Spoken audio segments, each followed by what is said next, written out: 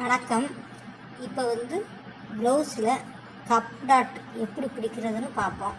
3 dot பிடிக்கணும்ல, அதை எப்படி பிடிக்கணும்னு பார்ப்போம். இப்போ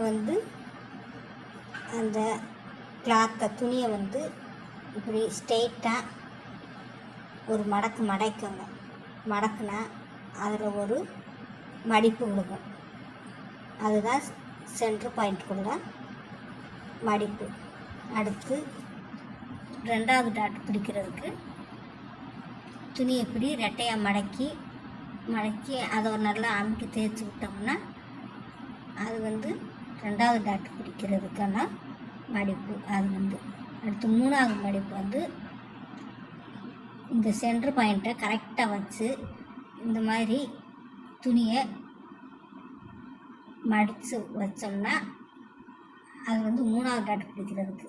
எல்லாத்தையுமே மடிக்கிறப்ப நல்லா அழுத்தி தேய்ச்சி விட்டோம்னா உங்களுக்கு மடிப்பு கோடு விடுவோம். அந்த மடிப்பு கோட்டில் அடையாளம் போட்டு வச்சுக்கிறணும். அடையாளம் போட்டு வச்சுட்டு அதுக்கு ஸ்கேல் வச்சு ஸ்ட்ரெயிட் லைன் போடணும். இதுதான் ஃபஸ்ட்டு டாட்டு பிடிக்கிறதுக்கான கோடு. அடுத்து 2வது டாட்டு பிடிக்கிறதுக்கான இது 2வது கோடு. இப்படி 3 டாட்டு பிடிக்கிறதுக்கும் மார்க் போட்டு கோடு போட்டுக்கிறணும். கோடு போட்டாத்தே இந்த 3 டாட்டு தைக்கிறப்ப ரொம்ப ஈஸியாக இருக்கும், ஸ்லோவமாக இருக்கும்.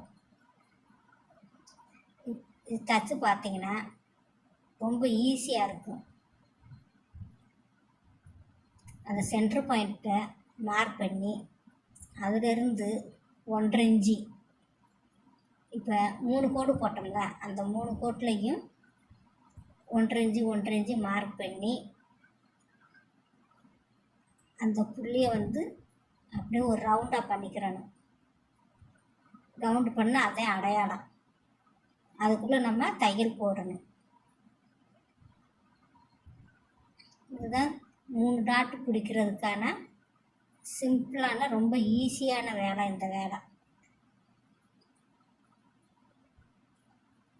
அடுத்து இது ஃபஸ்ட்டு டாட்டு பிடிக்கிறதுக்கு நம்ம சென்டர் பாயிண்ட் போட்டோம்னா அதுலேருந்து 1 இன்ச்சு, அந்த பக்கம் 1 இன்ச்சு, இந்த பக்கம் 1 இன்ச்சு வச்சு ஒரு சின்ன லைன் போட்டுக்கிறோம். அதே ஃபஸ்ட் டாட்டு பிடிக்கிறது.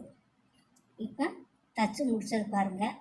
அந்த சென்டர் பாயிண்ட்லேருந்து 1.5 இன்ச்சு அளவில் 3 டாட்டும் பிடிச்சிருக்கு. கப் சைஸ் எவ்வளோ அழகாக வந்திருக்குன்னு பாருங்கள். பிடிச்சிருந்தால் லைக் பண்ணுங்கள், கமெண்ட் பண்ணுங்கள், ஷேர் பண்ணுங்கள். நன்றி, வணக்கம்.